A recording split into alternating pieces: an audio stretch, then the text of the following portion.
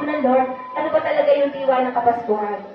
Kailangan po natin magkaroon tayo ng pagtitiwala sa Panginoon, magkaroon din po tayo ng pagmamahal. Hindi lang po yung pagmamahal na paimbabaw, kundi yung bukal sa puso natin. At ganoon din po yung kailangan po natin sa Kapaskuhan ito, ang paghahandog natin ay hindi lang para tayo ay sumikat o magpasikat, kundi usang loob. Dahil tayo po ay tayo nananampalataya sa Panginoon, nagmamahal sa Panginoon, at naghahandog ng pasasalamat. Dahil ang buhay natin na binagalob ng Panginoon ay utang natin sa Kanya. Yan po yung pinaka-keyword. Na huwag po natin kalilimutan na sabi ng Panginoon sa atin. Yan. Sabi po, ang diwa ng Pasko ay maraming kahulugan. Pag-ibig, pagmamahalan, at pagbibigayan.